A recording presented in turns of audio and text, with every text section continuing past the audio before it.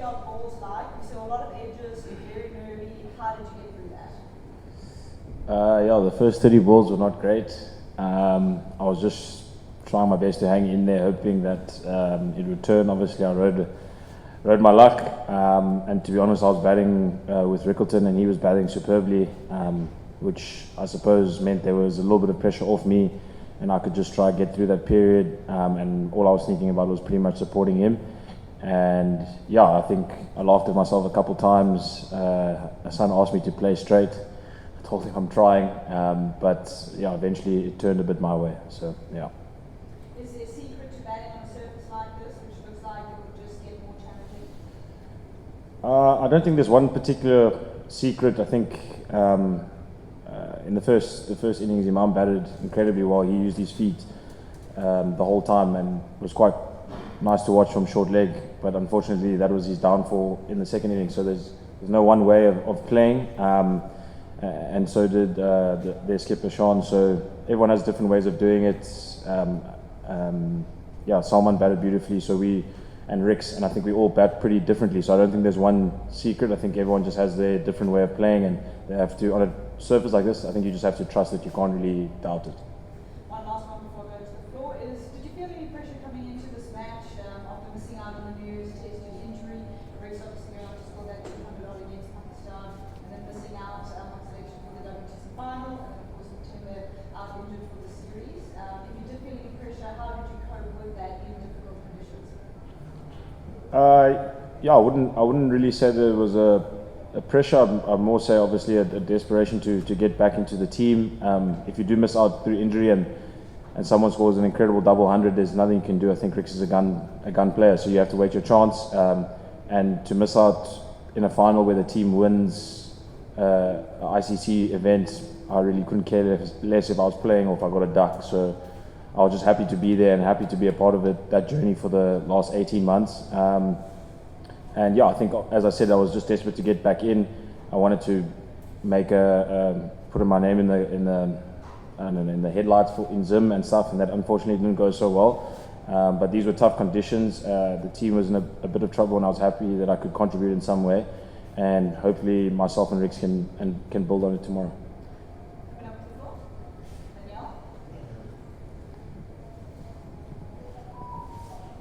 Hi, Tony.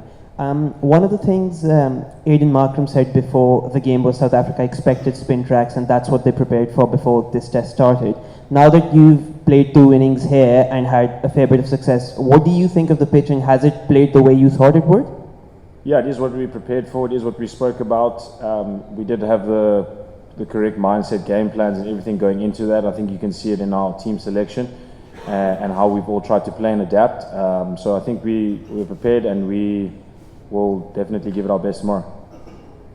You two had a good partnership in the first innings before a collapse occurred. Do you think it's one of those situations where coming in it's quite tricky, and so you and Ryan probably have to go on till as deep as you can? Yeah, I think on any wicket a partnership is gold, particularly on a wicket like this. As you said, I think it is a bit tough to start. It happened in both innings or all the innings. There is some sort of a collapse because it's tough for the new guy to come in. It's tough for him to get a rhythm, and I think both spinners on each side are pretty good spinners, and these are their favourable conditions. So I think the beginning is the toughest, but hopefully we can, like you said, build a partnership and crack on. Hello, 2 left-hander batters, you score a century and 71. Rickelton in first inning, and both are playing well in second inning. Do you think these 2 lefty batters will be crucial for this match? Yeah, I think we will both be crucial. I think any of our batters coming in will be crucial. They're all gun batters, so anyone can get into a partnership. I think that will settle the change room, and as I said, a partnership on this wicket is gold. I think Ricks and I are both lefties, but we bat a little bit differently. We both had different strengths, and I think we complement each other quite well. We're going to take 2 last questions, just in the interest of time, because the team has to go by 6. So please go ahead. Hello, Tony. This is Ramaswamy from Park Passion. Congratulations on your 2nd century. Where do you rate this century, despite in these conditions, spinning conditions? How would I rate it? Yeah. It's not like I have 50 to go on, but I would say it would be one of my favorite ones because the conditions are tough. Team was in a tough position. I was in a tough position off the field, trying to get back into the team. So those mental battles and physical battles, I was injured. So for me, I think it was a special one. Hopefully my family and friends were watching. So yeah, probably one of my favorites, but it's not like I have 100 to compare against. Can you share what you and Ryan Rickelton are doing differently on this wicket that is helping you guys, bat more with more fluency as compared to your teammates? Yeah, I think